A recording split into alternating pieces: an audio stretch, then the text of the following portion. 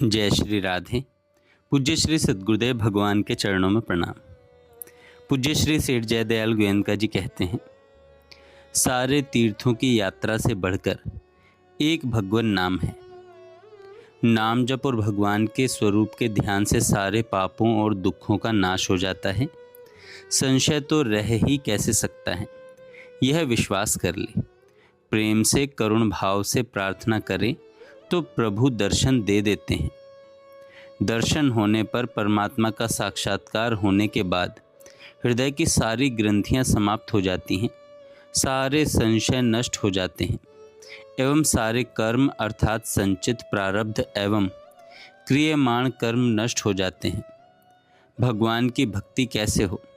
वृद्धावस्था निकट आ गई, अब संशय त्यागना चाहिए। मैं वचन मात्र से तो आपकी शरण हूँ ही, अब यही प्रार्थना है कि अब विलंब मत करें, दर्शन दें, प्रेम बढ़ाएं।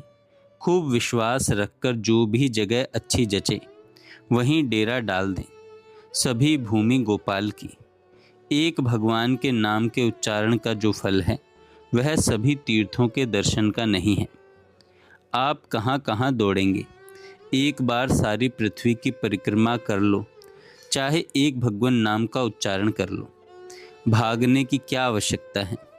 हमें तो ऐसी यात्रा करनी चाहिए जिससे इस संसार की यात्रा फिर नहीं करनी पड़े।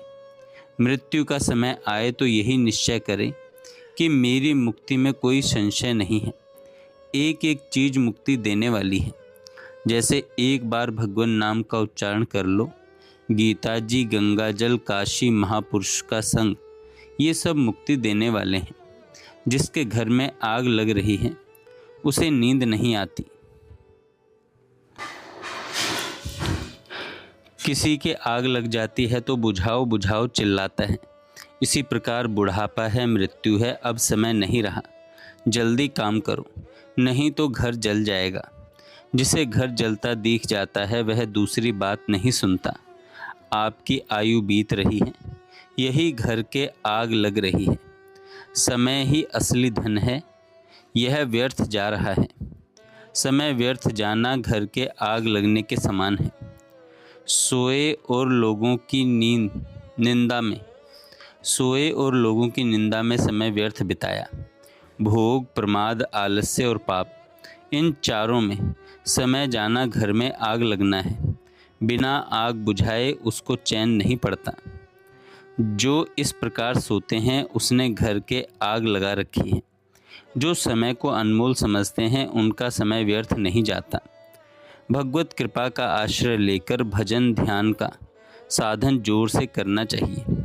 इसमें एक तो अभिमान नहीं होता और दूसरे भगवान की दया काम आती है।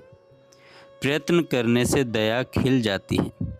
प्रारब्ध पर काम नहीं छोड़ना चाहिए, फल प्रारब्ध पर छोड़ दें। भगवान की दया यही है कि प्रयत्न करें। केवल दया दया पुकारना झूठा है। भगवान का प्रभाव, रहस्य और तत्व को महापुरुषों से, शास्त्रों से जानने की चेष्टा करें। उनका प्रभाव सामर्थ्य ऐसा है कि एक क्षण में उद्धार कर दे, रहस्य जना दे। नारायण नारायण नारायण, श्रीमन नारायण नारायण नारायण।